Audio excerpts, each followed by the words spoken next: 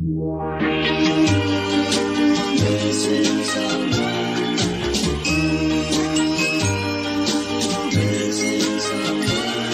someone.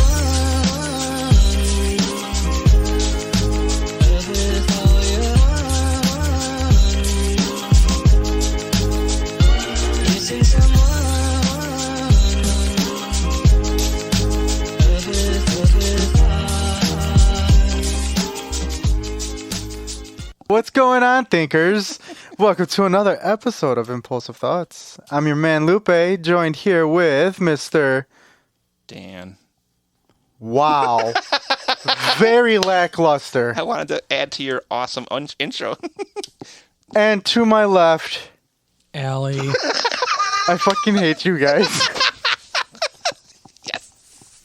I fucking hate you guys.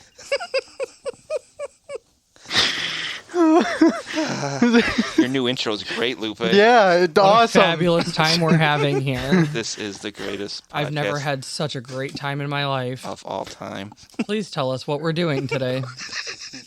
That's on you. Oh, joy. Oh, shit. Play stupid games, win stupid prizes. I'm leaving the podcast, guys. Finally. This is going to be the only Dan's and Alli show. The fuck it is. No, that won't last That long. will literally Yeah, implode. that would last half an episode. Not even. K-Dog will be like, oh, I can't. Sorry, never mind. Cut that. Yep. You went 30 seconds. I've been given up for adoption. Does anyone want to adopt me? Somebody that cannot be named is giving me up for adoption. Oh my The god. mother who cannot be named has given me up for adoption. Ha! How's that? Stick on that one, Miss Northwestern. Oh, be sassy, I'll be sassy. Fuck. I said I love you, K-bye, and she goes, yeah, whatever, and just hangs up. Quality. So am I going to leave that in? Yeah. Good, leave it in. She says I'm sassy anyways. We didn't say her name. Mother that cannot be named. That could be any of our mothers. Yeah. Your mother. Speaking of mothers, Lord. it was my mom's birthday last weekend. And yours. Yes. We found yes. that out the week before. Never mind. And we Because I mentioned. Right. we go through this every year. Yeah. I'm like, it's my mom's birthday. You're like, mine too. I'm like, wait, what? Yeah. And we forget every year. Yep. Tell Dan what I got your mom. Per Isaac. A tortilla holder.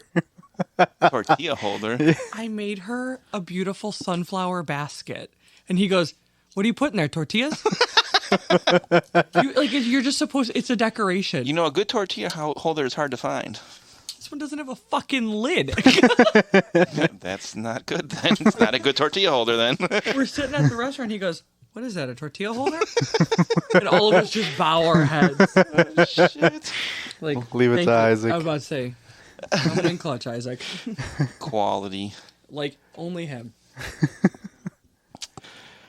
Oh shit. Well, So Alli, wait. I made it a post about who wants to get a shout out. So far, it's been a while since we've had that post. Marisol, you get a shout out. The woman. I love her. The only one. I love her. So That's far. the homie. You are the one. Yeah. Love that. She's good for Logan. I like her a lot too. She's part of the pod fam. Yeah, you better not fuck it up. Her and Jesse are the two biggest commentators.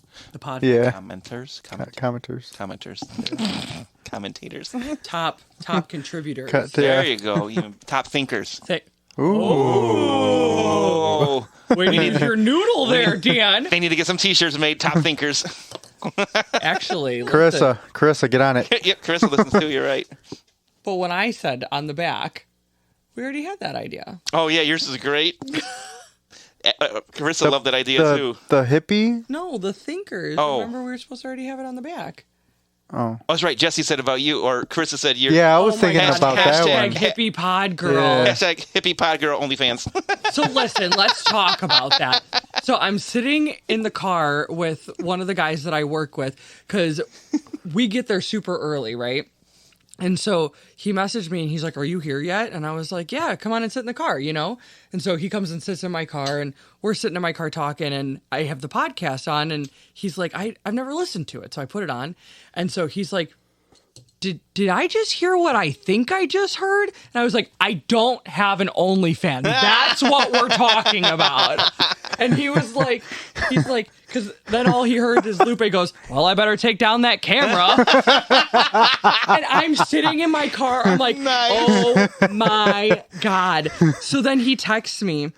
Because we got split up. So, like, we're the 3 old people in the class. By the way, the like 3 that are over 25 makes right, you correct, old. right. So, like, it's grandma, grandpa, and they call me, oh my God, what did they call me? Auntie Grandma or something like that. And so, like, we took a picture, like, you know, and it was funny. But anyways, he was like, "Do you miss us?" And I was like, "Yeah, I didn't get to say bye to you guys because they got shipped off to go, like, tour their department. I got shipped off to go do mine, whatever." And I said, "Well, you'll just have to get your Alli fix listening to my pod." He said, "Well, I'm currently listening to Would You Rather with Alli." And I'm just like, I just sent the facepalm and laughing emoji. I'm like, ugh. Why does everyone pick that episode to listen to first? Like it's got your name in it. Yeah. I know. But I'm just like, oh, God. Thank God it wasn't the OnlyFans one again. So anyways. We got another shout out we got to give. This guy hasn't been on the pod in a while, so he deserves a shout out. Maybe someday he can be a guest host. Mr. Don Rossi. Oh. Don Rossi. Shout out to Donnie. I fucking miss that man. That makes one of us. He knows it's me. I was talking to his empty chair last week. That was hilarious. I heard that. I would like look over and I'm like, oh, my heart, it breaks. Don, okay, listen, we have to talk about something real quick. Don, sorry, I didn't send you the waving gift today. I was having a moment. I've been in a bad mood, so send it now. Quality. Yeah. You think I'd have more stories before we started? I'm tired today. Oh, I broke my nose Sunday. You did.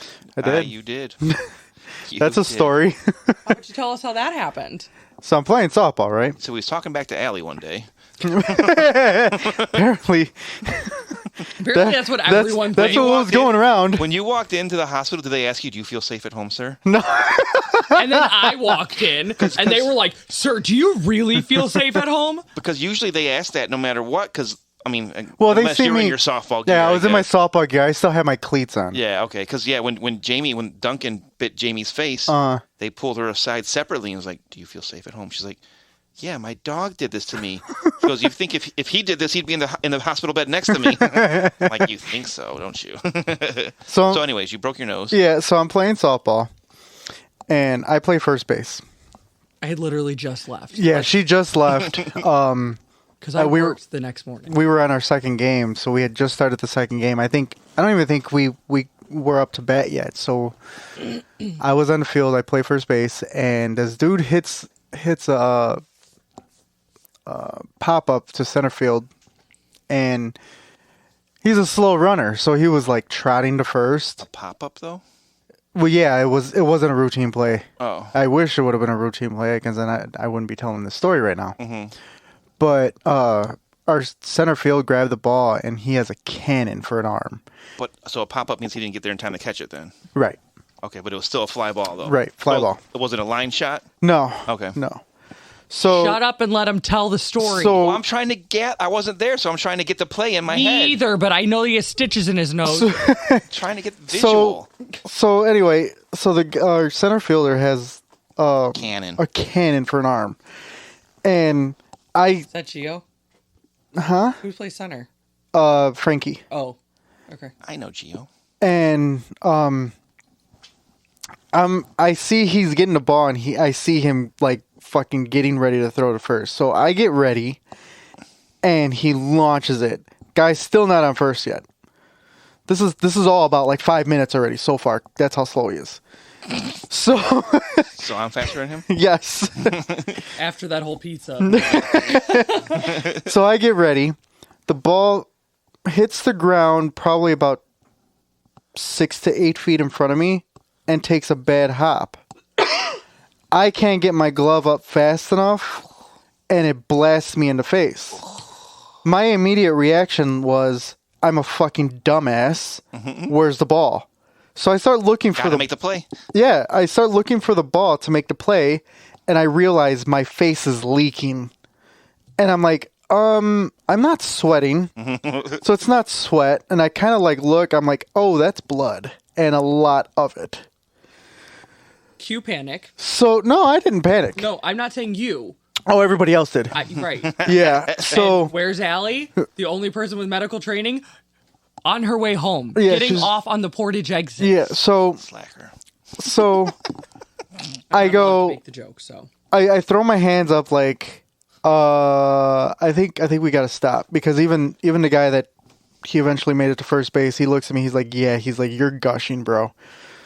So they stop the game, and I'm like, everybody's surrounding me. Like, are you okay? I'm like, I'm fine. I just need to stop the bleeding. Somebody give me something so I can stop the bleeding.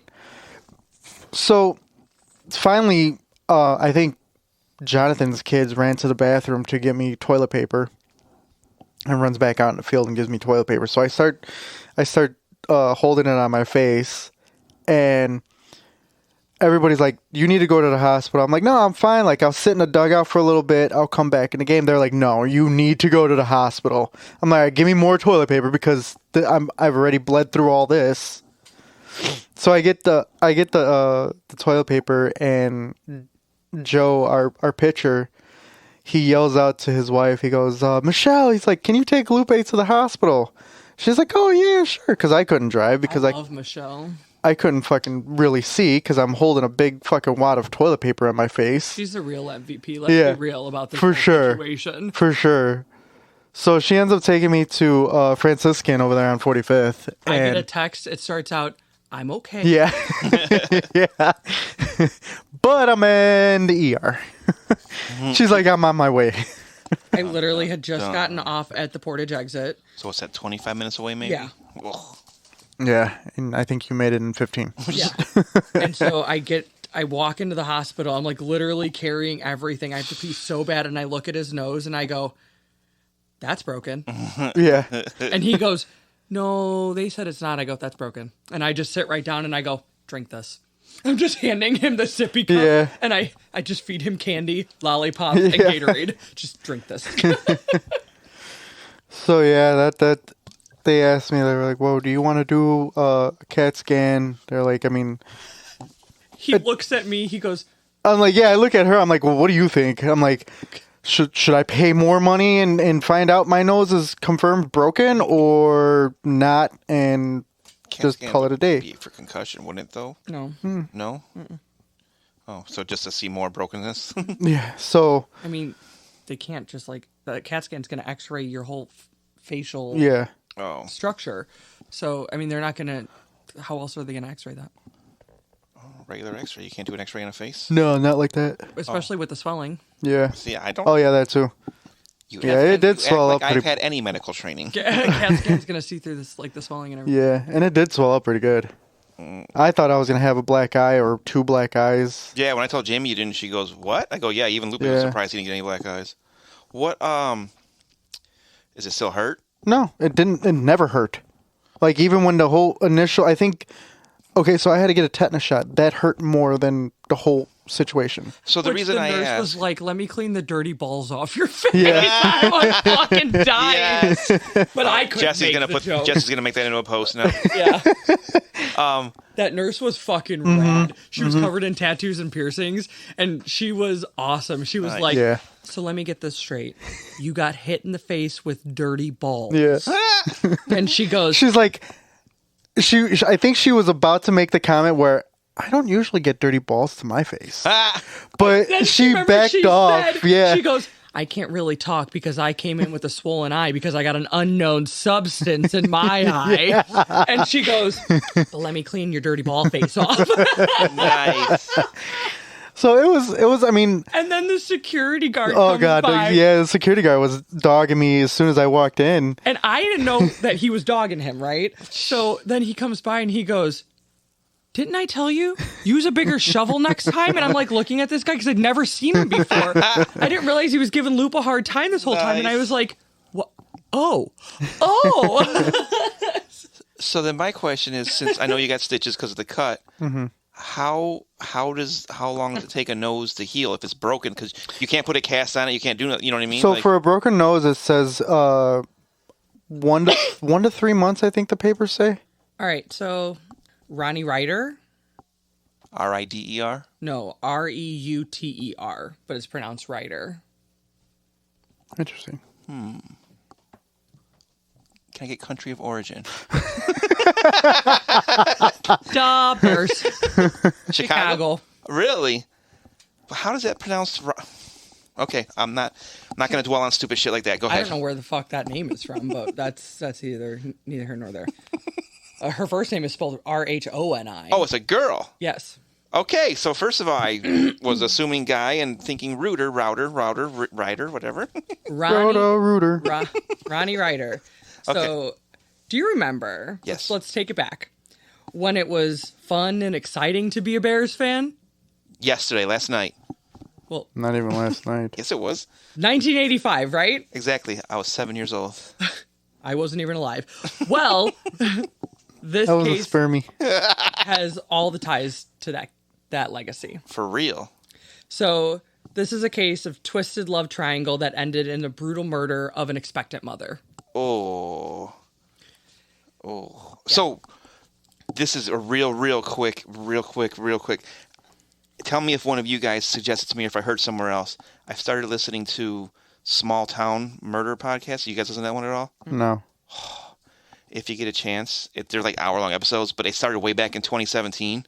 So I'm listening from the very beginning. And they did one a week, so I'm sure there's like 500 episodes. But I've listened like to 5, 6, 7, and it's awesome. They're like comedians, but doing a murder podcast. So they make all kinds of jokes at the expense of the murderer. They don't make fun of the victims or the families at all. Right. But it's literally like this town has 3,000 people in it, and there's this one case they just did, like it fucking hit me. And if it wasn't for them being kind of funny, I don't think I would have been able to make it home safe because it was bad. So this sounds like murdered. The only reason I bring it up is because they just did one. Like I said, it was literally like a 14 and 12-year-old girl got kidnapped and stuff happened to them. So I'm like, so just hearing that's like, okay, like it's going to be a serious one, and we're still going to put our little jokes in. I'm sure, like we do, but So okay, sorry, go ahead. This is actually pretty creepy. And I didn't realize this when I was doing all of this. This case, like the crime occurred October 4th, 2007. 16 years to the day that I started researching this. Holy shit. Yeah. But you said 85. But I'm saying this had ties to the 85 Bears. Oh, okay. But it happened in murder 07. occurred October 4th, 2007. Okay. So 16 years to the day that I started researching this. That kills me because I graduated in 07. So Ronnie and Sean Gale, who is best known for playing safety on the 85 Chicago Bears, met at a charity event in 1990 in Chicago. Sean Gale's dead now, too. Is he really? Yes. Sean Gale, I believe, suicide or check me if I'm wrong, or he had that brain thing that the football players have now. I didn't CTE. see anything about that. Right? Am I thinking, is Sean Gale the one I'm thinking of? Number 23? And he used to be a male stripper. I think. No. No, I'm wrong? Okay. Yeah, he's according to 61. this, he's still alive. Yeah, Okay, he's 61. wrong. I'm sorry, Sean Gale, if you listen to this, I'm sorry. Wrong 85 Bear. I read a lot, not once did I see that he was dead. Sorry, wrong 85 Bear. Dear Jesus. Okay. Sorry. So And I was like, and not once did I see that he was also a stripper. But as we get further on, that would not shock me. So. Sorry, derailed you with false information. Now I'm just picturing tearaway pants and like the Super Bowl shuffle. Side note, my dad grew up with Mike Tomczak, and Mike Tomczak put me in my first snowsuit. So nice. Pretty cool. Mike Tomczak's dad was the driver's ed teacher at TF North. Yeah, that's where my dad went. Oh, really? Yeah. Nice. So now, mind you, it's funny. Oh my God! Literally just talked about Mike Tomczak today. I left work when I was done with everything, and on my way home, I'm like, I got a little bit of time. I stopped at the barber shop. a guy in there was talking about going to Mount Carmel and blah, blah, blah, this. And then, this area, Mike literally talked about Mike Tomczak for like 15 minutes. I'm like, what the fuck? And now you bring, I'm getting chills. In Valpo. Getting chills. Mike Tomczak twice in one day. He lives in Valpo. I talked to him on 911 not too long ago. Really? Yeah. Oh, yeah, that's right. You did tell me that. Yeah. He was okay. He wasn't the starter, so back then when I was younger and cared a lot more and let my emotions tie into my football, I did not like Mike Tomczak because he wasn't Jim McMahon. And when he came in, we did not do as good because Jim McMahon was better. But I sidetracked you again. Sorry. It's going to be a lot of that. It's Bears talk. Now, mind you, they had a very unconventional relationship, and I'm talking about Rhoni and Sean. Okay. We're back on the case again. Okay. They dated for 17, almost 18 years and never once lived together, and they never married. Okay. Jeez. Yeah. Okay. Well, I keep hearing Rhoni. I'm thinking of dude, but I keep forgetting Ronnie's a girl. I'm like, Sean. So they Sean maintained a was gay? relationship, and they took trips together and spoke to each other almost daily on the phone. So, I mean, they had a relationship, just not in the typical sense. They just weren't married, and him being a football Right. player, I'm sure he wasn't exclusive with her. It was said that he was not looking for commitment, and he was more into the idea of an open relationship. And Rhoni, on the other hand, was open that she wanted a family and marriage. And like I said, her family knew that, her friends knew that, he knew that, but that was not on his agenda. So after years of dating and no real commitment in sight, her sister-in-law, Anna, would ask her, what is it about him? And Rhoni would always reply, I don't know what to tell you, Anna. I just love him. So Rhoni was a hardworking woman, and she lived in Deerfield, which is a north side suburb of Chicago. Yeah. I know where's that. It's like an affluent suburb up there. A lot of athletes live there. Yeah. And she worked 2 jobs, one of them being part-time at Macy's, the department store, because she was super into fashion. So she kind of used that as like a substitute where she would probably I feel like spend her paycheck there. And she was also known to be super close with her family and be super family oriented. And I found this super interesting. And for her being so family oriented, she was very close with her brother and her mom, her family only met Sean 4 or 5 times, her brother Thad said, in the course of 17 to 18 years. Jesus. I was going to say, first of all, maybe he's a football player. They're not around, but 18 years, never mind. Okay, Yeah. So that's what her brother said. Her brother was like, well, we kind of originally thought it was just due to scheduling conflicts, he's Right. busy, and think about it. Even now, it is 2023. The 85 Bears go anywhere, and you're like, oh my God, it's fucking Right. Ditka. You know what I mean? Ditka. It's just that's just, Bears. right. Exactly. It's just how the fuck it is. Mm-hmm. So I get that, but also if you could go to a fucking Christmas Right. or a birthday party, a fucking barbecue, I don't know. Right. I feel like you'd find time. So back to Playa Sean Gale. He was known to date multiple women and never be tied down. And the term womanizer is thrown around quite a bit in the articles that I was reading. And he was known to keep a list of, I read in a couple different sources and heard in a couple different podcasts that I listened to, 16 to 18, and I air quote, girlfriends' names on a list with their phone numbers and stuff for reference in his wallet.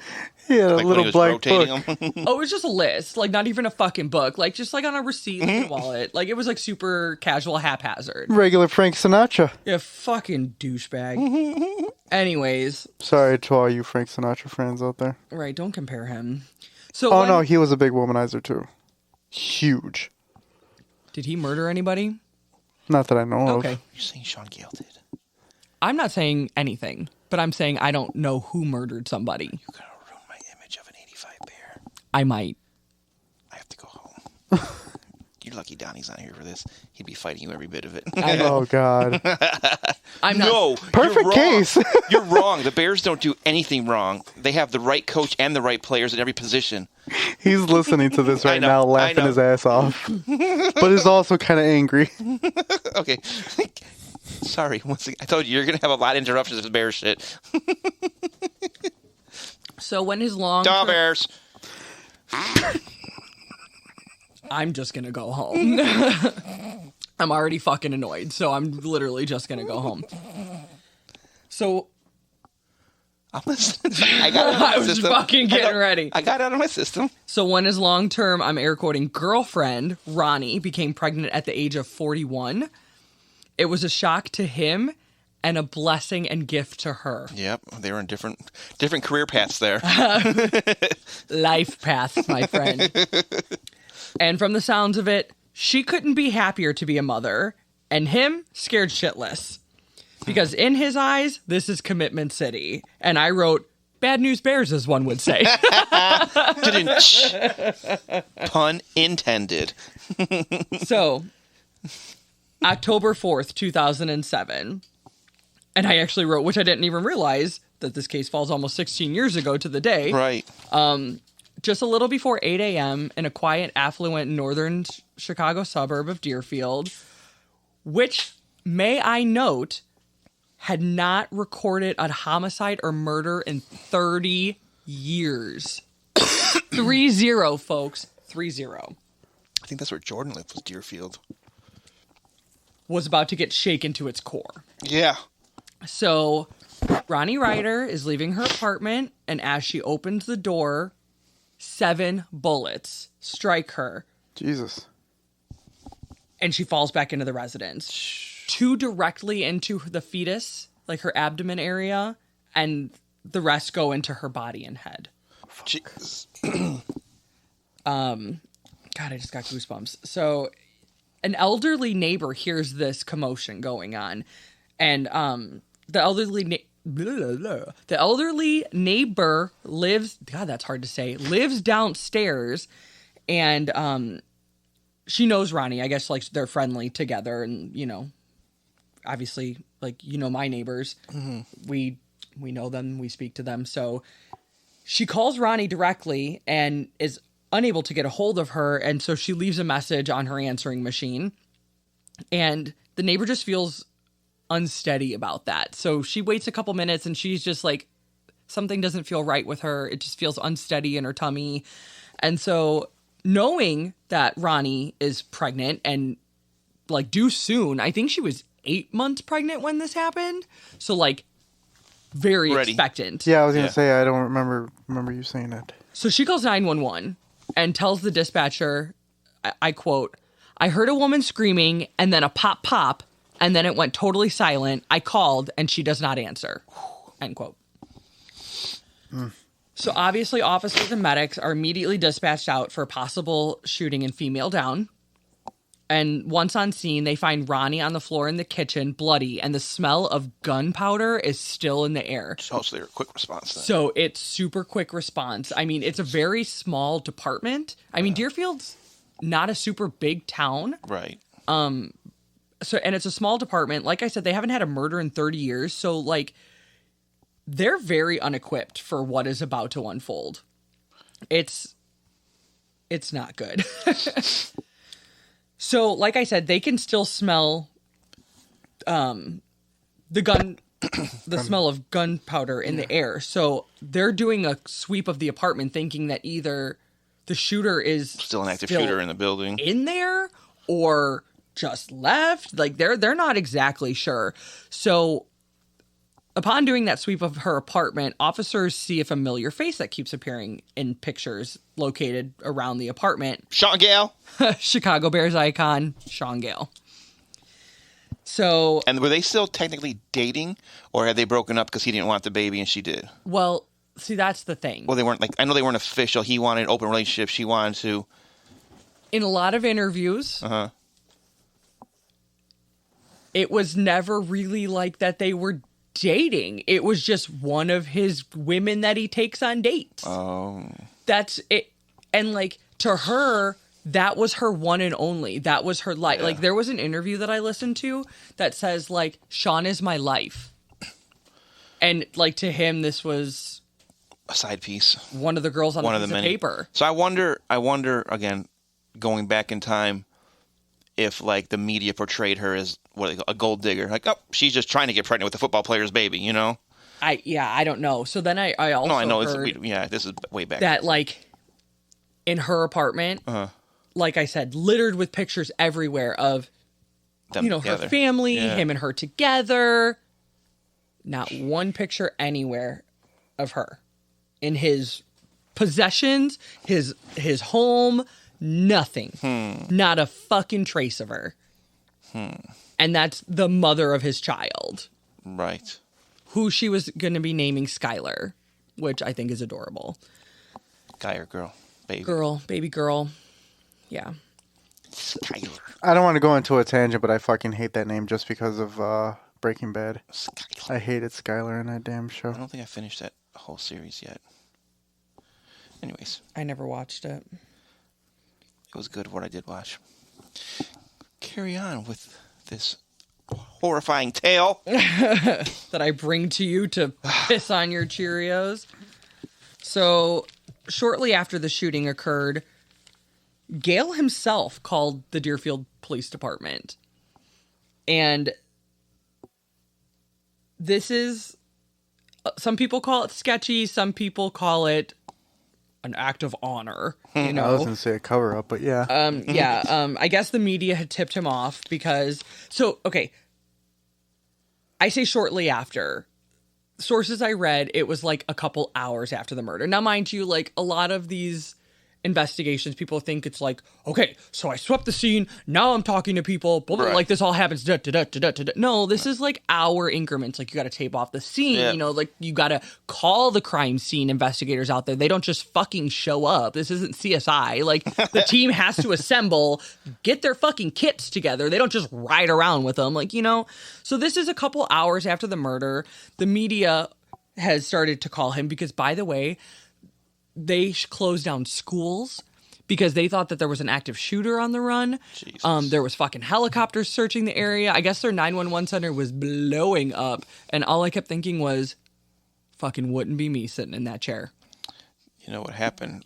This is an undisclosed incident. I have to let you go for further calls. This is an undisclosed incident. I have to let you go for further calls. This is an undisclosed. If you want to talk to our PIO, like, You know what happened? About an hour before the shooting happened, someone said, it's kind of slow around here today. no, they said the Q word. Oh, that's right. It's kind of quiet around here. Fuck. That's what it was, Donnie. I follow a couple of those dispatch pages, and like every once in a while, you'll just see someone post, man, it's kind of quiet in here today. And I just scroll through it as fast as you fuck. So, like I said, I guess the media had tipped him off. And so. Well, because you know all those team/celebrities. I know he was off the Bears for a while because it was way 2007, but they all have insider. Sports reporters have insiders on the police force to know about shit like that. 100%. So I'm sure someone leaked it to their source right away. Hey, Sean Gale's girlfriend. Right. Careful what you say there, Dan. You know, we are talking to the podcast world. So what does that mean?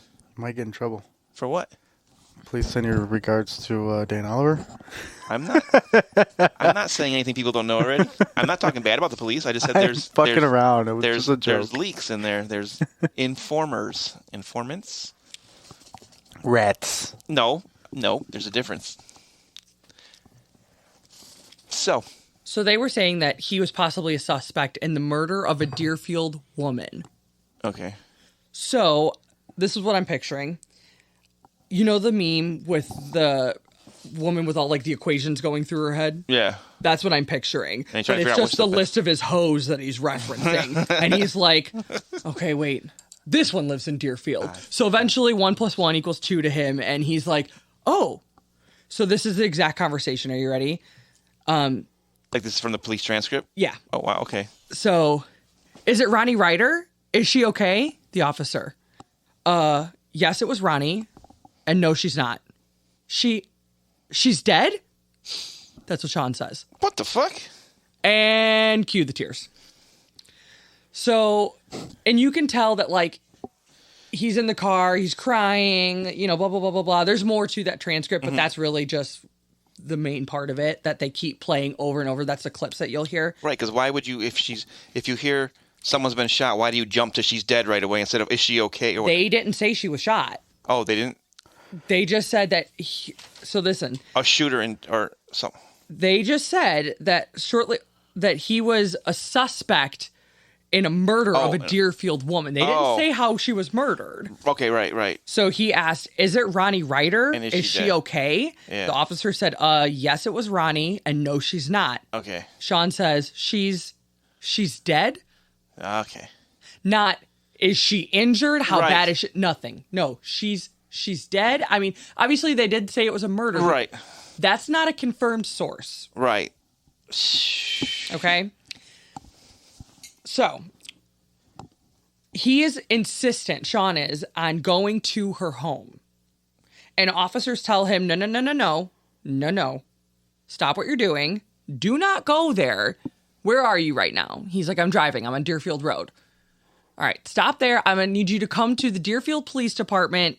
Don't go to her home. We need to talk to you. And going to her home is going to do you no good because you're not going to be able to get past the police tape anyway, so it doesn't fucking matter. So he states, all right, I'll meet you at the Deerfield Police Department. They say, do you know where that is? Blah, blah, blah, blah, blah. That whole conversation ensues. And then he states, I've got to call her parents. The motherfucker that's barely met these people. 4 times in 17 years. I've got to call her parents. I feel like if this is the dude that's letting me know that my daughter's murdered, I'm going to be pissed that you ain't never brought me a casserole to my barbecue. 4 times in For 17 real. years. Yeah, and I said, you know the ones he's only made time to meet 5 times over 17 years? Insert disgusted eye roll. Yeah. Yeah, so you were saying about, like, who said it about that it could have been like a jealous rage? Didn't one of you say it? No. Okay. So she was not known to have any enemies. Okay. No forced entry, and her purse was even still on the scene. So obviously it wasn't a robbery or burglary or anything like that. It was one of his other girls. And so who do they look for or look at first? Him, obviously. Closest person to her. Yep. Yeah. And that would be the father of her unborn baby. Yep. So, while all of that's going on, because obviously they're waiting for Sean to get to the PD so they can speak to him, the task force is interviewing witnesses at the scene, and a common thread is kind of starting to emerge. And after the murder, this is kind of what I'm just compiling it all together because I think there was like 3 or 4 main witness statements that they took, but this is like a mush of all of them. Mm-hmm. After the murder, a small, thin African-American teen or boy, like short in stature, wearing an all-black sweatsuit or tracksuit, was seen running from the area, and a black small SUV or car was seen leaving the scene. Or leaving the area, I'm sorry. What kind of car does Sean drive? Nothing was found in the BMV referencing those vehicles like that. Okay. God, I feel like we're playing Clue. Like, and I can only answer Right. your one That's why I'm question like- as like I'm pulling the cards out of the envelope. So as the BMV referenced his vehicles, nothing was found in possession, like of his vehicles that he had either recently had or sold, matches that description. Okay.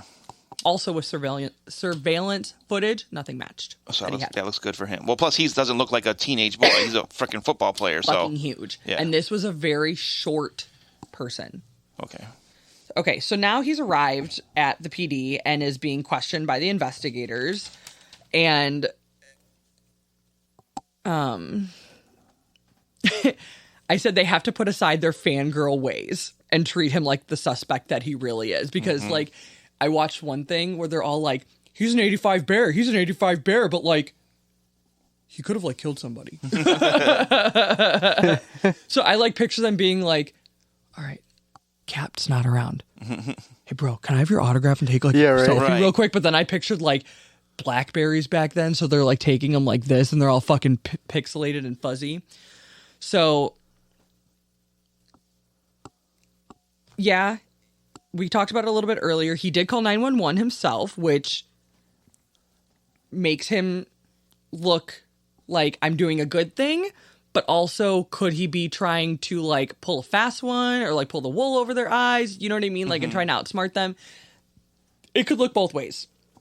So he was interviewed for a total of 10 hours and was, by this time, oddly composed and calm.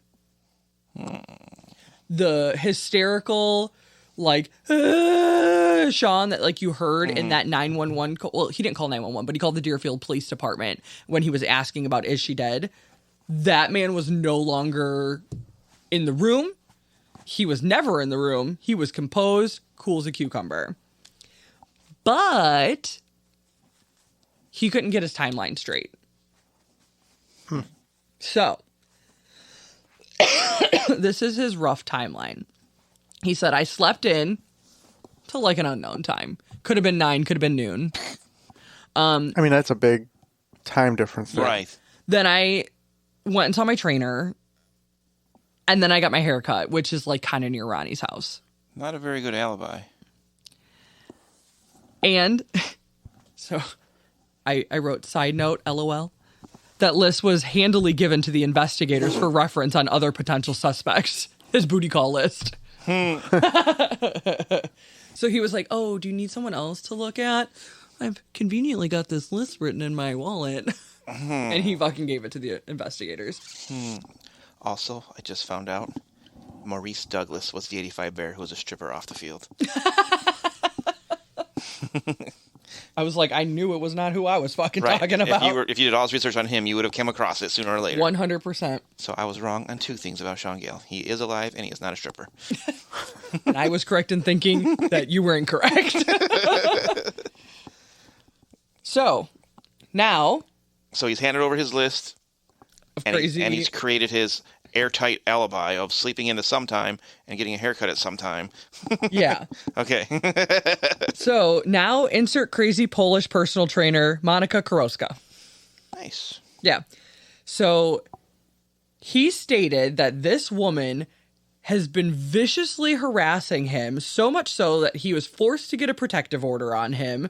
And she states that this is all a bunch of bullshit and a big misunderstanding. And to be honest, I fucking believe her.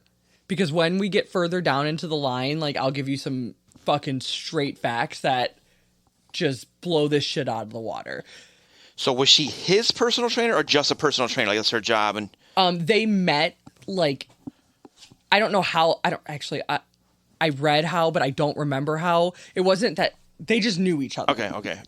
Using she was a personal trainer as saying what her job was. Occupation was a personal trainer. That'd be like saying it was Roscoe guy Lupe, so right. Personal trainer Monica. Okay. Yeah. Got it. But like one time, so the reason that he got the PO was and this kind of goes back to him being kind of a fucking shitbag. So he led all these women on to believe that they were the only one. Correct. So, and they had been seeing each other, I'm air quoting, pretty steadily for a couple months. And so one night she happened to be in the neighborhood of his home and she just thought, I'll stop by. Oh, shit. So she stopped by and she starts knocking on his door and she sees that he's in there with another woman. Okay. So obviously it's about to go she's down. Fucking pissed. Right. But then she's like, wait a minute, maybe that's like a friend of his. But then she thinks, well, if it's a friend of his, why are they running upstairs when they see me at the front door? So then, swole ass bitch starts knocking a little harder. She breaks the window. She says, I did not mean to do it. And like, honestly, I kind of don't believe that part. But like, that happens. So I do believe that she was not ever harassing him relentlessly. That will come back. So just honestly, just keep that in the back of your mind, okay? I believe that she did break that window. But she wasn't harassing But she was not viciously and continuously harassing him. Here's the thing. She said after that day, they never spoke again. Okay? How big of a dumbass have you got to be? If you're an 85 Bear, you're a superstar in Chicago, in the suburbs. All the articles I read, it was just Chicago royalty, Right. Chicago Anyone fucking on royalty. the 85 Bears. And then top it off, he was one of the guys in the Super Bowl Shuffle. He wasn't just a background guy. He was a starting safety for them. Starting safety, correct. How? Also, he's in the back of the Super Bowl Shuffle because bro ain't got no fucking moves or rhythm. He is horrific. He was deuce, Lupe. Oh, okay. He was 22. So No, he wasn't. He was 23. 23. 23, my fault. Fuck. Dave Duerson was deuce. Anyways, so how? Thank God I did my research. How can you be like that oblivious, or either that, or I don't know what to believe from him. Like, was he telling these girls, yeah, we're not exclusive? Because if you're that popular, maybe the paparazzi wasn't on the 85 Bears as much in 07 or as bad as they are now in the 2020s, but every time you're out in public, I'm sure there's a picture of you in the newspaper, Sean Gale with a girl. And you're telling me the other 17 girls don't read the newspaper about these girls you're out with? Like you said, maybe you're not TMZ famous anymore, but you're an 85 Bear. You're going to be photographed when you're out in public, you know? See, and the difference between 2007 and now is everything now is recorded. Yeah. There's CCTV everywhere. Yeah. Everywhere. You got Ring doorbells. You have your fucking flip phone, or not even flip phones anymore, your smartphones. You have cameras on these buses. You have cameras on cars. I mean, Right. everything But I'm is recorded now. Just saying, though, everything... Back in 07, it wasn't. But again, like I said, Chicago royalty. That'd be like Patrick Kane and the Blackhawks. Even though it's not the Chicago sport like the Bears or the Cubs, picture the Cubs from the World Series. You think they can go out with a different girl every night of the week and it not being on the newspaper? Like he It got with this girl fucking now? happened to Patrick Kane. Yeah, he got accused of. So I mean, yeah. So how he just, again? But here's the thing. I think what he was telling them was like, well, we're just dating. Yeah. We're just dating. Yeah, or who knows what the fuck he was actually telling me. Or that was just a charity event that we were out at. And it's funny because a lot of these women that he was seeing, dating, whatever, he met them at charity events. So, yeah, you know, you're seen with a lot of women. You're photographed with a lot of women. True. And he could just say, this is a fan. This is a fan. Yep. And that actually comes up later that this is a crazed fan. Okay. So how many women do you think he used that line to? Yeah. So, I mean... And I'm sure I'm not trying to break your story down because I'm sure that that makes sense. But I'm sure that this happened more. But like I said, that makes a lot of sense how you can get away with that lie. Oh, that was a fan.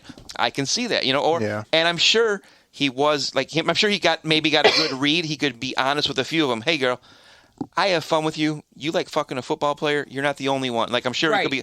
And then you have women that are like this that are a little bit smarter, and that are like, you're the only one for me, baby. You know. And he's like, oh, Monica, that's okay. Right. Exactly. Yeah. I get it. So, but yeah, I never thought about that. Oh, it was a charity event. That's just a fan I took a picture with. I wasn't with her. Okay. Right. Cool. That makes me feel like, okay, I understand that a little better now, how you can try and get away with that. Yeah. But it's not like, you know, like I said, he's not like he's still playing for the Bears and I got a girl in San Francisco. I got a girl in Dallas. I got a girl in New York. They're all here in fucking Deerfield and Chicago area. Right. So, remember earlier when I said that her purse was found on the scene? Yeah. Just remember that. So now we're still talking about the crazy Polish personal trainer. Yes. Right. Broke Monica. the window. Monica.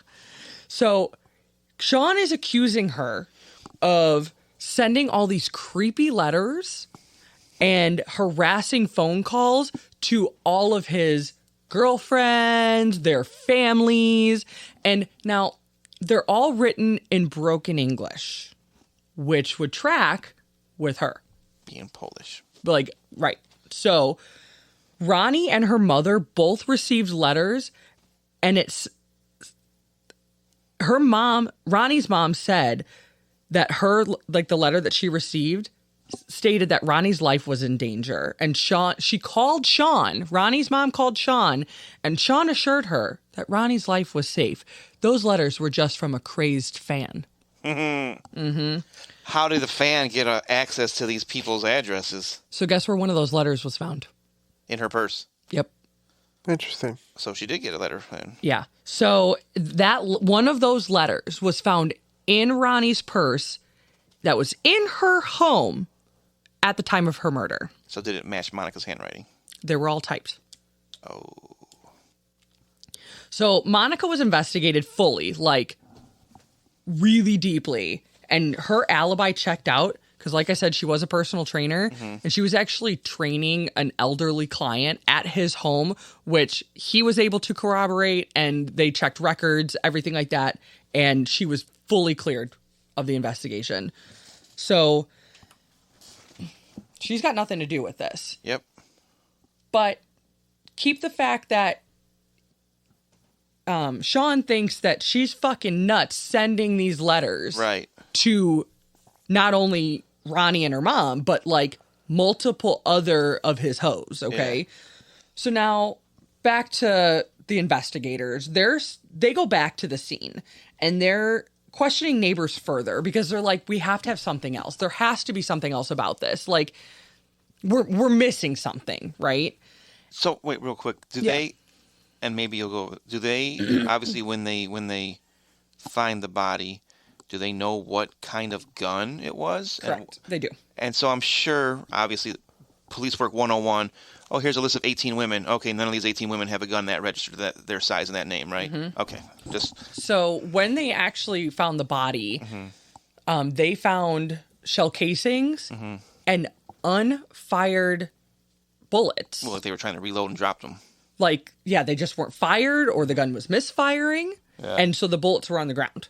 But there was also spent shell casings next to her body. You get fingerprints off of shells. So. Usually, yeah. Yeah, because you load them. So they were able to obtain that when the people in the area heard the shots, they sounded muffled. So. Almost like he was putting a pillow before the barrel or right after the barrel, or homemade silencer, or a homemade silencer. You're assuming a he. Oh yeah, sorry. Yeah, you're right. Killer. You're right. I was assuming a he. The killer. So the killer. Yes. Let's insert another lover. I'm air quoting. Marnie Yang. Marnie. We love all these odd spellings because it's Marni. Sounds normal, Marnie. She's an aspiring fitness model and a single mother of 3. So. She seemed to be the jack of all trades, master of none. Like, she's like, I scuba dive, I'm a fitness model. And by the way, she's ugly. Anyways, damn. I just can't. Tell us how you really feel. I can't. These glasses that she wears are just horrific. Anyways, whatever. So Marnie and Sean met at a Bears convention where she was working security. And she, like, I watched this one interview where she, like, totally, like, she's like, she plays it off all casual. She's like, you know, like, we, like, bumped into each other, like, 3 times. But, like, I didn't think, like, much of it. And then, like, we ended up, like, speaking, you know, of real estate. Because I'm a real estate broker, which she actually does. She dabbles in real estate. And Sean, you know, also dabbles in real estate and investment properties. You got money, like, that's what they do. Right. Yeah. So, then I also read that things very quickly turned as he quoted friendly. I had sexual, but then I crossed that out when he said friendly because I thought that was fucking ironic because he can't commit to even the word sex. Yeah. Right. We had a friendly encounter. We fornicated. Oh, no. We friendly-cated. Like, fucking brown chicken, brown cow. So... It's like beige chicken, beige cow, because he can't fucking commit to that either. So detectives questioned Marnie after receiving multiple tips that were pointing in her direction. And they noted that she seemed calm and helpful during the 1.5-hour interview. So, bye-bye. Hey, if we need anything else from you, we know where to find you. We'll get in contact with you. And like that's everyone kept saying that. She seemed super helpful. She just wanted to help. She seemed very quiet and, you know, meek and helpful. Okay. You used the word meek. Meek. Like she's tiny, like a teenage boy size tiny. Did I? Huh. That's funny. Good catch, because I didn't catch that at all. Plus, I'm also not that smart. I didn't know what meek stood for. Meek Mills.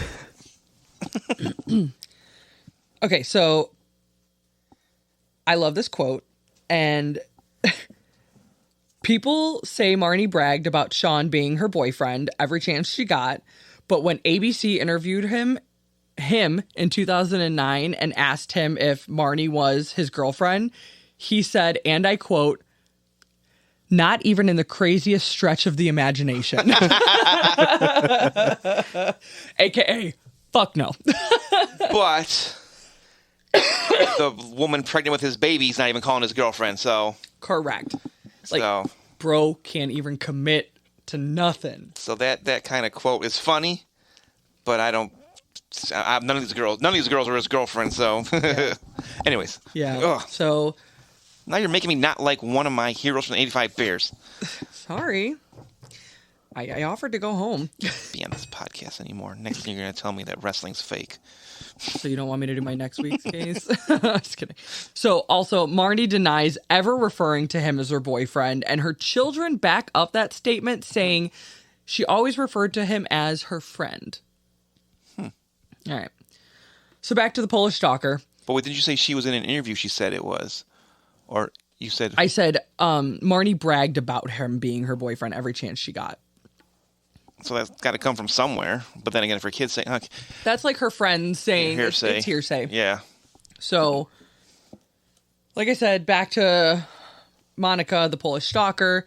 Police find out that Marnie had hacked her way into Sean's computer. Yeah.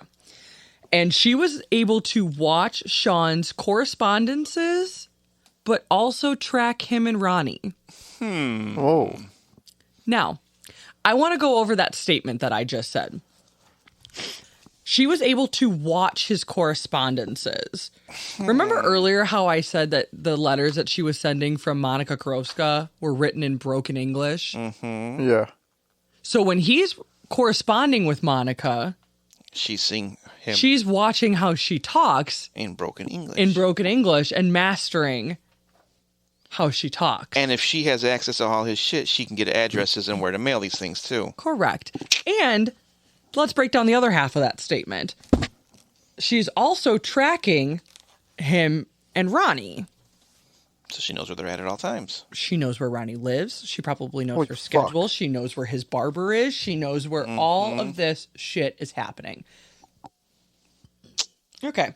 So, Dun, dun. police now believe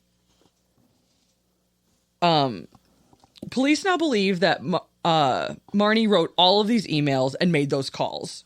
She denied it, obviously. So like I said, I believe that Crazy Polak broke that window. Right. She was pissed. Girl, be pissed. But You don't believe she wrote the letters? I don't believe she wrote the letters, made the calls, nothing. So I believe that she got fucking she was harassed Yeah. for being a non-harasser. Like, does that make sense? She was wrongfully accused of plain and simple. Right. Did they ever? I guess that's a stupid question, but do you know which girl was in the house with him when she broke the window, or is that just No, I don't know. Just one of the random girls was Yeah, there? that I don't know. That was never divulged. So Sean was eventually cleared as a suspect, and the main focus was now shifted to Marnie Yang. Dun, dun, dun. So now police, like I said, they're focusing on her. So now they're going to put more effort into, tailing her and getting more evidence to back up what they already believe that she has a part of. So they're going to start pulling her trash because they don't have any real solid evidence other than the fact that she's a fucking creep. But trash is fair game. It is. You can get that without a warrant. So in her trash, they find a receipt from the Home Depot for a book. I want to put this out there. Not one book, but two books in a series, book 1 and book 2 for how to make a silencer. Right. Because, book 1 ended and she was like, turn the page. Bring. And then she was like, fuck. Cliffhanger. Right. Read book 2 to find out how to make it. And she fucking really ran silent. back to Home Depot to get the rest of the fucking book. Right, exactly. And I literally pictured that, like, turn the page. It says, to finish your silencer, you must purchase book 2. Right. Fuck, the Home Depot's closed. Like, so, then they found more receipts for all the parts. Oh my gosh. I said, facepalm. Okie dokie. Open and shut case here, boys. Yeah. So, now it's January 2008, and they're really starting to try to nail down her story. So they're questioning her again, and she stated that she was at home sick with her son at the time of the murder. Okay. And they talked to her son. Kids? She wasn't home. Sold out by the kid. Let's go down to the next part. They said, all right, what about this? So they pull out the receipts for the books. And she said, oh, easy. So I date this cop, right? Long-term boyfriend. His name is Sal. And these were a gag gift for him. He's a gun enthusiast. I just thought these were funny. All right, what department's Sal? And let's go talk to him. Right. So, yeah, those are funny gag gift. Right. Books 1 and 2, because, just 1 wouldn't have been fine. Right. So, now to the next part. If your next sentence is not, they went and interviewed Sal. And the parts for, I'm air quoting the silencer. Right. That's easy too, silly gooses. Those were for a kid's science project. And the kid was like, I don't have a fucking science project. This kid. She's got 3 kids, remember? Yeah. So, baby bears are not helping, okay? Right. One baby bear said, Ma wasn't home. The other one says, my porridge ain't hot enough. And then this one says, who's in science? So, then, they're like, all right. Since you've got such excellent reasons for all 3 of these, let's get down to the meat and potatoes of this. Do you own firearms? Simple question. Yes, I do, officer. So she lists off the firearms that she owns, which is actually quite a few. I think it was 3 or 4. Okay. Super open about it. She lists them all off.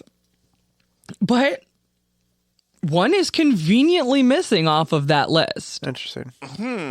And it happens to be a 9mm Beretta semi-automatic. Missing from the list, she doesn't say she owns it, or she says she owns it, but she can't find it right now. She just forgets to mention it. Okay. Funny. Silly her. So they go, but wait a minute. What about this? And she goes, oh, you know what? You're right. I did have that gun. But guess, you guys are never going to believe this. This is silly. Guess what happened to it? I threw it away in accident. It was stolen. Oh, the age-old tale. It was stolen. It was stolen. So, but she was asked why she didn't report it. This is a side note. She was asked why she didn't report it to her homeowner's insurance, because I guess she said she had a house party and there's a ton of people there, and it was stolen there was it was so funny. There was a GPS that was stolen, a PlayStation, that gun, and something else. 2007, ladies and gentlemen. There was, right, 4 things that were stolen. I was thinking a TomTom. So there was 4 things, but without the charger because nobody had it. So there was 4 things that were stolen, and they were like, well, why didn't you report it to your homeowner's insurance as stolen so that you could get your property back or make a fucking police report? And she was like, well, I have my homeowner's insurance in case my house burns down. And it's also, not really meant to cover my gun. And also, if your gun shows up somewhere, it's not you that has used it. Yep. Always report that shit. But Dan, you're silly goosey. Right. So anyways. Guilty. Friar now. So. This is the part that fucking just makes my head spin. Are you ready for this one? Uh-oh. I'm ready. So while officers were searching her home, they found printed labels, with the names and the addresses to all of those people who received her spam hate mail. To which she had nothing to say.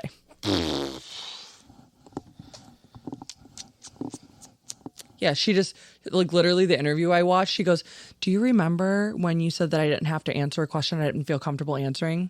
Yeah, I'm not answering that. Son of a bitch. Fucking what? Wow. Yeah, so. So now it's February 2009.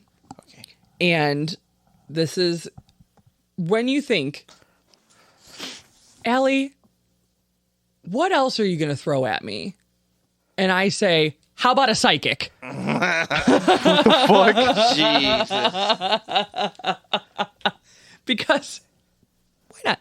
Right. Her name is Christy Passion. Say But spelled- stripper or psychic? She a big girl. You don't want her stripping. But it's P-A-S-C-H-E-N. Passion. Oh, Not like, right. okay. So let's get back into some facts and stop the silly goose nonsense. Okay. All right. So do you remember that I said that the witnesses said that they saw a black car Yes. leaving the scene that day? Yes. Well, detectives found records that Marnie had rented a black Volkswagen Rabbit Oh, yep. under her name using Christy Passion's address just 2 days before the murder. But here's where it just gets so fucking like, bro, is this your first murder? So the Avi, the first car that she had was a blue car, and she returned it after like a couple hours, just deciding that's too obvious of a color. So she got the black one. So a black rabbit. She thought black is more of a murder mobile, right? Volkswagen Rabbit. So Well, when they black, went and black, they well, sorry, black blends in. black murder, I mean, obviously, like Yeah. when you want to be stealthy, it's always black. Mm-hmm. You dress in all black. You drive away a black getaway car. Yes. Yeah, it's just stealthy. So they went, or detectives went to Enterprise where the vehicle was rented from, and they got the records for it, which had odometer readings, and they found that that vehicle had only been used for 40 miles. Exact distance to her apartment and back. Which, when mapped, why does Dan like know exactly what? You know my cases already. So, which, when mapped, is exactly the distance from Enterprise to Christy Passion to the murder scene, back to Christie's, back to Enterprise. Oh, shit. Fucking exactly on the damn nose. Okay. So why is she going to Chrissy Passion's place? Is she She's So getting bring in there. the psychic, who immediately spilled the beans. Okay. Marnie had went to Christie's the night before the murder and told her plans. And this was like, she told her plans, and basically she said, you know, I need to get rid of her. He's just paying too much attention to her, blah, blah, blah, blah, blah. It's all this nonsense, okay? They even come up with a code. So she says, Rabbit. I will call you when the deed is done, and I am going to tell you, you want to go out to dinner? That's how you know it's done. So literally the next morning, Christy Passion gets a call on a recorded work line from Marnie Yang, and you just hear this. It's like 9 a.m. in the morning, okay? Do you wanna go to And dinner? literally, like, she just answers the phone, Christy Passions, or whatever she says, and she just goes, you want to go to dinner? It's so fucking abrupt. And then you hear Christy Passion go, God. I'm sorry, what? yeah. And it's just like you could just hear her being like, oh fuck, like in her voice. Yeah. And she's like, so you want to go? Or like, it's not exactly what she says, but you know what I mean? It's like, Right. so is everything okay? Yeah, no. Okay, I'll see you later. It's, yeah. Mm-hmm. So, like I said, to which we know that phone call did exist. It's on a recorded line. So now Christy is in on the investigation because she's spilled to the cops. She's told them everything that she knows. Yeah. Because basically they told her, like, you can be an accomplice to this murder because why the fuck was she at your house? Right. You know? And so she doesn't want to go to jail. So she's like, yo, you want me to wear a wire? Like, you want to wire me up? Like, what's up? So they wire up Big Mama. So she is wired up and they go, I guess they have several attempts to like get any information. But basically at one point, Christy said to Marnie, you hid that gun real good, right? To which she replies, it's in a bucket of cement under a year's worth of Chicago's trash at a dump. Dun, dun, dun. Marnie then stated in future Wired statements that she had dark makeup on and her face, or dark makeup on her face and gloves on, and she explained how she shot her point blank and emptied the clip on Ronnie. Jesus. So goes full detail into the murder, giving like details, like what she was wearing, how she emptied the clip into her, blah blah blah blah blah. Okay. How many shots did you say she took? I said she took 7. Yeah, I thought 7. that's what I thought. And then there was, I think I said 5 empty, or 5 unspent. unfired Yeah. rounds on the floor. So, I said, and this is just me stating this is my own words. All statements to me collected back up that evidence pretty precisely. Yeah. I mean, right? Okay. So Marnie was arrested in March of 2009 and she lawyered up immediately. And you can literally watch her just sink into the corner of the questioning room and she just fucking sinks into that corner. And one of the officer goes into the fetal position. And I was like, ooh, low blow. Yeah. Anyways, so now it's March of 2011 and it's 3.5 years after the murder and she is pleaded not guilty. So she's going to court. And so let's add this Dan's not going to like me for this one. Sorry. This is kind of like when they talk about murdering kittens and stuff like that to me. So let's add insult to injury. During the trial, under oath, our man, Sean Gale, number 23, Chicago royalty, da Bears, admitted to having sex with Marnie Yang the night before the murder. I don't care about that. I said, scuzzbag. Yeah. That's not bad. Okie dokie. That's just him being an asshole. It's not you saying he pulled the trigger. I can handle him. I mean, sports guys are assholes. They're tarnished already. Like I don't picture them being super nice guys to begin with. You didn't put the murder weapon in his hand, which is good for me. Okie dokie. All right. But that's kind of awkward timing. Correct. Hey, by the way, let's fuck. Hey, you know my girlfriend's gonna be home alone tomorrow. Can you do this for It'd me? be an awful shame. Me and you can't see each other anymore if I have a baby coming on the way. If you know what I mean. That's what I'm saying. What? Right. I mean, I'm saying it without saying it. Right. How planned is that on her? Right. Like in her spot. That's just like, yeah, you're mine. So anyways, Marnie's daughter got on the stand and testified about the letters stating that How old are her kids? Do you have that? Two of them were teenagers and one was like younger. Okay. I don't remember the ages because So the daughter's like a teenager though. This one. Yeah. Okay. This spanned so far over like so many years. Yeah. I think one of them started out at like 11 and then the other one was like 16 or 17. Like the age gap of that. So did I interview like a 5-year-old? Like, did you see this guy with your mommy? No, so Well, someone that can articulate. But I mean, 11 still is pretty young. But it can still articulate better than a 5-year-old. Correct. Though. Yeah, I don't think anyone was under the age of like 5. Okay. So, Marnie's daughter testified about the letters, stating that she knew her mom sent them. Oh shit. Jesus, these kids aren't doing her any good at all. Yeah, right? And then Marnie said, or Marnie tried to use the excuse, or I'm sorry, defense, that during those wiretaps to her acquaintance, not friend, they were not friends. They were business relationship only, Christy Passion. That she was just spinning a tale, just telling a story. None of that was true. None of it was true. Okay. Okay. So Marnie Yang was found guilty of first-degree murder and intentional homicide of an unborn child and was sentenced to life in prison for 2 life terms. Ooh. And it only took the jury 4 hours to come to that verdict. Ooh.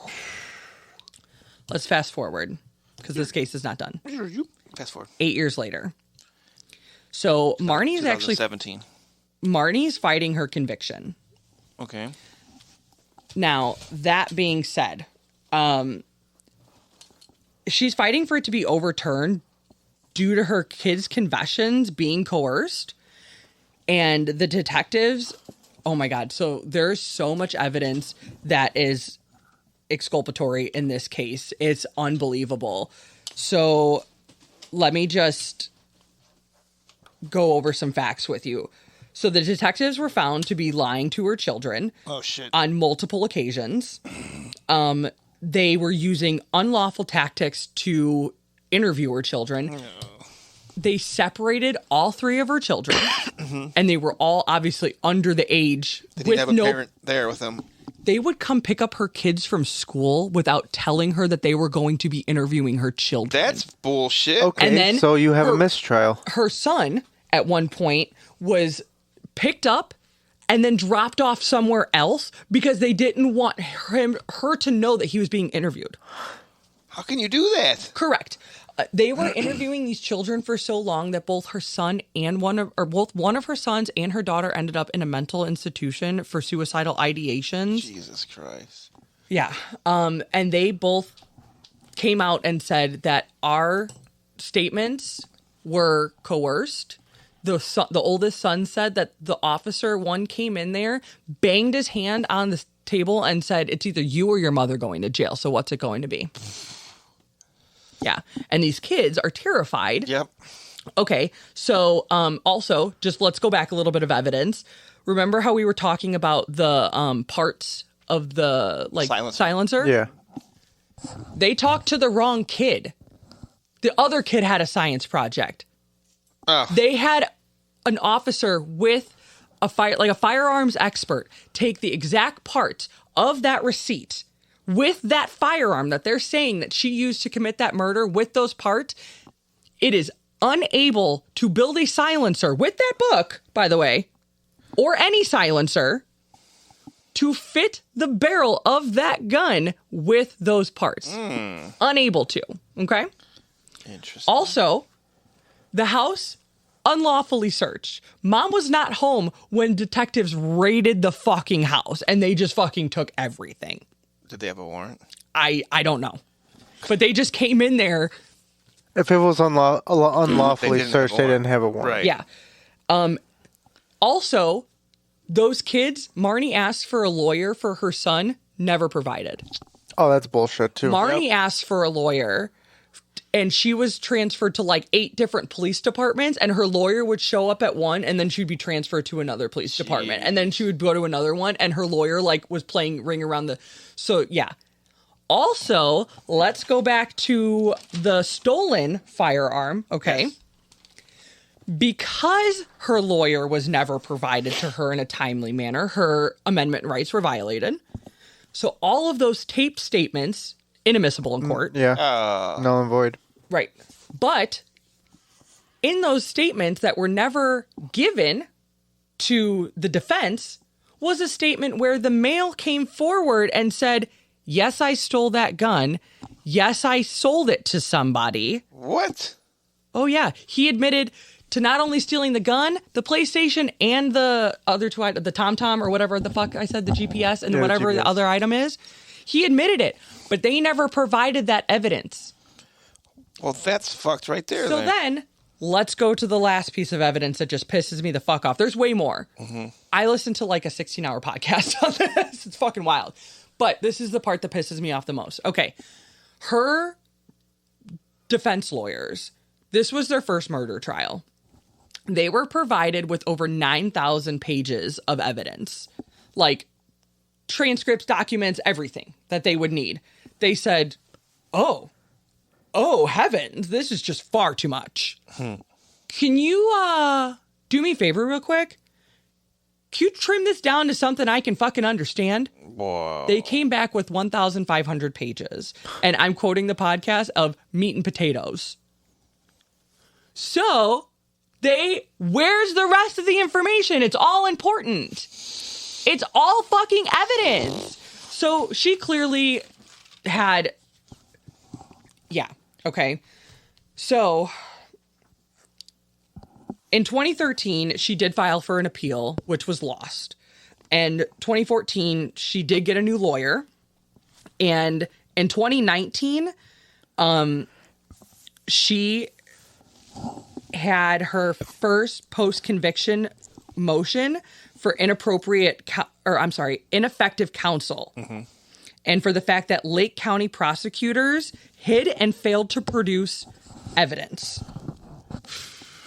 Like, a lot of it. Like, over 9,000 pages of it. I mean, not only that, but there's pictures that they failed to even develop. All right. So, I mean, there's multiple rolls of films that were never developed. And then, like I said, multiple instances of exculpatory evidence. This one's the part that just fucking drove me nuts. The day of the murder, they found a fingerprint on the doorknob of Ronnie's apartment. It was not Ronnie's, and it was not Marnie's. Unknown whose fingerprint it is. But you want to know where that fingerprint was never submitted to? Anybody. Fucking anybody. It's just fucking floating around. Just, we know about it, but we're not going to tell anybody about it. So, December 2019, so I guess for a trial to basically be like to go through, it has to go through 3 stages. And the judge did say that this trial has merit, which means that they're going to go through the process of getting a new trial. Yeah. So that's where this lands. She is in the process of getting a new trial because... Since 2019 still? 2019, because I mean COVID. So right. From what I heard, the last that I heard, it's in the 2nd stage. So they're just waiting for Lake County. This is Lake County, Illinois. Lake County, Illinois to just finish filing motions and stuff like that, which I'm sure COVID slowed everything down. But I'm going to be real with you. I don't think she did it. Who do you think did it then? That's kind of after all the evidence that, well, not evidence, but everything. Let me finish off with this. There's a lot more to it that I really didn't get into because it's just really a lot of. So on this date she said this. This date she said this. She says. Right. She said that she basically confessed. She saw Christy Passion wearing the wire. There is a statement that officers failed to submit to the defense where Christy Passion goes in the bathroom of the Denny's where she was wearing that wire that says, I think we've been had. I think she saw the wire. It was malfunctioning. And Marnie says basically that she admits to her family, I don't want my kids to go to jail because she knows they're being questioned for this. So she basically admits to everything because as a parent... Protecting her kids. Correct. Yeah. So, bottom line, end of story. I don't think she did this. Oh. And then there is the whole fact of who did Ronnie's autopsy was not actually certified as a pathologist. Oh my gosh. He failed the test to be a pathologist. Oh my God. He was barely a doctor. And so when they got a real pathologist in there to do all of this, he was like, okay, so this doesn't fit. This doesn't fit. You'd also have to be under this tall to do it, blah, blah, blah, blah, blah. And none of it fits, right? So that all just doesn't work. And that being said, the detectives had interviewed Sean when all this had happened, and they noted that he had fresh cuts and bruises on his hands. And when the real pathologist did his real autopsy, okay, or when he looked at the autopsy photos or whatever happened, because obviously she was buried at the time after everything happened, he noted that there was fresh black eye and bruising along her jaw, but would have been from previous, not the day of the murder, but within a couple of days. And when they talked to him, those cuts on his hands have had a couple days of healing. Dun, dun, dun. And they also did not let go into court the fact that her and him had gotten into a shoving match before. And that's on record. Now you ruined Sean Gill for me. So, he currently lives in like France or something like that with his wife and kids. Interesting. Oh, so he did settle down and have kids then. He decided to move far away. Far. After 2017, 2019? Yeah, I don't know where the fuck he is now.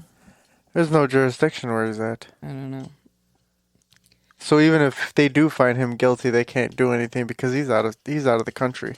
You can extradite him, can't you? Yeah. If it depends. But he could be in a country where there's no. If I find anything extradition. else out about, I'm gonna keep my eyes out for her new trial that comes out. Yeah.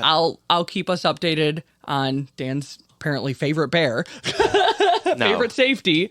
he's not my favorite. All right. Well, that's my case. Peanut Tillman's my It favorite is cornerback. Unknown Brian Urlacher. who did this. Somebody's obviously in jail, but I don't think Walter Payton. that Rhoni Reuter has justice because I think the wrong person is in prison. Oh, So that be that, boys. I don't know what to think. Yeah, that's. I always give you guys the cliffhangers. You do. You're welcome. I said, I don't know what to think. Like, again, all joking aside, I don't care if sports guy bears or not. I want the truth. If you did it, you did it. Like, I'm not going to give you no benefit of the doubt because you played for the Bears. I don't give a fuck. That's one of the podcasts that I listened to. The girl kept saying, I don't give a fuck if you're who you are. Like, I don't care. Right. I just want to know who murdered this poor girl. Right. And her unborn baby. Yeah. And, like, Skyler. Skylar, 2 shots right into the abdomen. Like, that person wasn't going just to shoot her. She was going there to shoot that baby, too. And that's just fucking wrong. So it can't be Sean because the body was too small of the person they saw running away. But he could have paid someone off. Either way. Alrighty. Or it could have been one of the other. It's just so weird, though, she had all the addresses and she hacked his account. Like, maybe she paid off someone else. Like, yeah, I didn't do it, but someone I know did it. I mean, I believe that she's fucking nuts. Yeah. That she is a crazed fan Yeah. that was in her head creating a fantasy where they were in love and Right. all this stuff. But I don't believe that she murdered him. Or her, I'm sorry. Yeah, I don't think. I don't believe it. Dun, dun, dun. Now, is there something that proves that maybe she was there at one point and maybe harassed her? Yeah, maybe. And maybe that's what people saw. And so then they're thinking that maybe, but I don't know about anything else. The evidence, like the actual, I'm air quoting, the actual evidence does not show. And it's not the police swayed evidence that they're putting into court because they were putting into court. They should be for treason. They were lying in court. Yeah. These officers were. It's fucked up. So then it's just bananas. I can't go on about this anymore. My face is all red and I'm pissed. So I do have a question, too, now. What's up? They've had advances in technology. She did put in for the bullets to be retested. I'll say because they can find the striations on the bullets. Does it match coming out of her actual gun? Like, hey, it's the same size as a 9mm, Right. but it wasn't your 9mm. Right. You know what So I mean? they did put in for the bullets Okay. to be retested, but I don't know if that has to wait for the case to be approved or because I mean that shit takes a lot of money. Right. And she ain't making no money where she's at. So I don't know. But I know that her kids are fighting for her innocence, all 3 of them. So it's brutal. She's got a grandkid now that she's never met. That's crazy. Yeah. That's a good one. Yeah. There's a lot to. I know. I'm just sitting here like. A lot to chew on with that one. Yeah. But like I said, just one of my quick cases. Yeah. I will speak good about people that want to be a shout out. We have this, I can't pronounce this, Allison Pershalaski. I don't know who she is. Never fucking met her. She wants a shout out. Carissa liked it. Carissa, we already gave you a shout out earlier talking about Hippie pod girl. your hashtag. So, good stuff. That's it. Nobody likes us anymore on Facebook. Only 4 people liked my post. And we had another comment on the post saying that they don't want to be mentioned. They don't want a shout out. You can find us on all your major podcast platforms, at Instagram at impulsivethoughts_pod, on Facebook at Impulsive Thoughts, TikTok Impulsive Thoughts, on X, Twitter at X ThoughtsPod 2023. And I think that's it. YouTube, TikTok. Yeah, that's all Impulsive Everything. Thoughts. Most of it you can find it just at Impulsive Thoughts. Yep. What an awesome episode. Thank you, Alli. Amazing, Alli. You're welcome. Even though you defaced one of my bears. How about your luck, Chuck? No, that's crazy that as much as I love bear stuff, I've never heard of that before. Listen, I bring you guys fucking doozies. Insane. That's my job. My job is to just bring you doozies. And when Don was like, can you tell me what it is? And I was like, no. No, I like being surprised. See, I knew it. I'm waiting for the day that one of us shows up with the same, I was doing research on the same one. See, I really hope that doesn't happen to me, because then I'd be pissed off. Mine is not going to compare to that, especially her. No, but the way I just played out in my head, let's say for some reason I was doing the same case, I'd be able to interject with facts along with hers instead of asking questions. I'd be like, oh, I kind of know where that's going. It'd be like your case, you're leading it, you brought it up, but I can add little other things instead of asking questions I don't know the answers to, you know? Right. And then I'd be mad that I got to research another one for next week that I don't have ready yet now. Well, all right, guys. Okay. It's been another awesome episode of Impulsive Thoughts. I am Lupe. I'm joined here with Mr. Dan. to my right, and Miss Alli. to my left. Hi, guys. I'm here from Philadelphia. This is Donnie. Remember, guys, don't believe everything you think. Peace.